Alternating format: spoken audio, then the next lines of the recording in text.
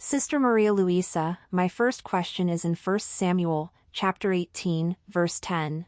Yes, sister. 1 Samuel, verse 18:10. Chapter 18, verse 10. Yes. And it happened on the next day that the distressing spirit from God came upon Saul, and he prophesied inside the house. So David played music with his hand, as at other times, but there was a spear in Saul's hand. And I'd like to connect it with James, chapter 1, verses 13 and 14. Let no one say when he is tempted, I am tempted by God, for God cannot be tempted by evil, nor does he himself tempt anyone. But each one is tempted when he is drawn away by his own desires and enticed. Sister Maria Luisa, I would like to have a deeper understanding. In 1 Samuel 18, it says that a distressing spirit from God came upon Saul. But in James, it says that God doesn't tempt anyone.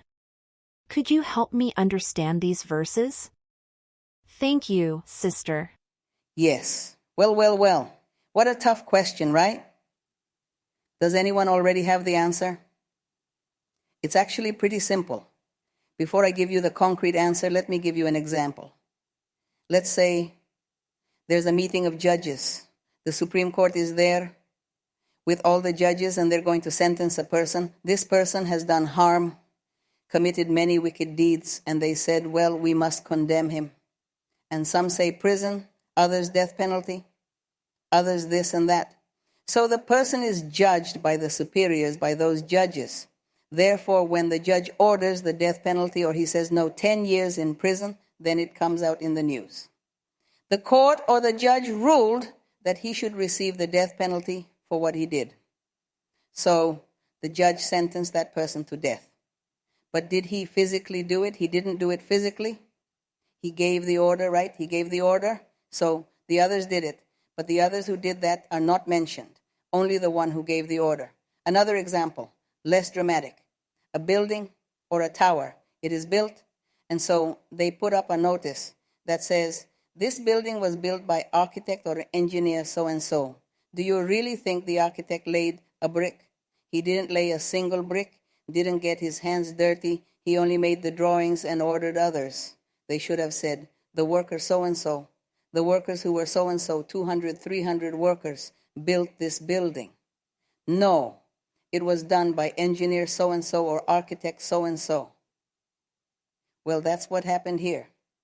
When you read that an evil spirit from God came and took Saul, right, to torment him, wasn't it? Well, that evil spirit was God allowing the devil, giving him permission to go there and torment poor King Saul. So God allowed it. He said, yes, it's fine, go torment him. So the devil went there and tormented him. Brothers and sisters, the devil wants to cause us trouble, disturb us, but God doesn't allow him. However, in some cases, if we are disobedient and if we are failing God, not doing things right, the Lord gets upset with us, but God doesn't come directly to punish us. Instead, he allows the devil to act. So he permits the devil to go and hurt us and make us suffer. And it's the devil who does it, not God, but only because God allowed it. That's the point. So when Saul says from God, well, it means that God wanted to punish Saul for being stubborn and disobedient. So he allowed the devil, he ordered the demon, he said, torment him there, torment him a couple of times. And with Job, the same thing happened.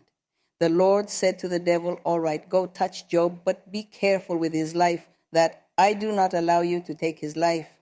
You may trouble him, and you'll see that Job still loves me. So in that sense, God sent him. And where was it that you read in James? When it says, because God does not tempt anyone, it means that God himself did not take the whip and hit us, but it was the devil, the demons. Because God allows them, gives them permission to do that evil, because the Lord also wants to reprimand us. So to discipline us, he allows the devil to cause us trouble. That's it. I hope I was clear. Isn't it true that the question was pretty simple? Simple. Also, it's worth noting, sometimes the devil acts without consulting God and without asking God's permission. He simply comes and causes us trouble. So we, as we are praying, and whatever the situation may be, whether it's an illness, an accident, a loss, no job, no money, whatever it is, we pray to the Lord in those moments, since we don't always know. Am I being tested because God allowed it? Or is it that the devil came at me maliciously with evil intent?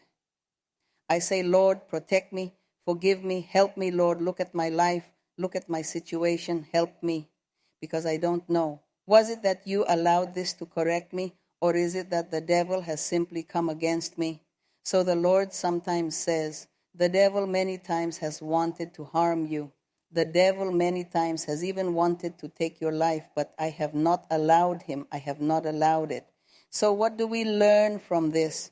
That there are times when the devil acts on his own, comes against us without God allowing it. However, God protects us and helps us. But at times when we are stubborn, God allows the devil to cause us trouble, but only up to a certain limit. Other times the devil acts on his own and causes trouble. So both of those things can happen.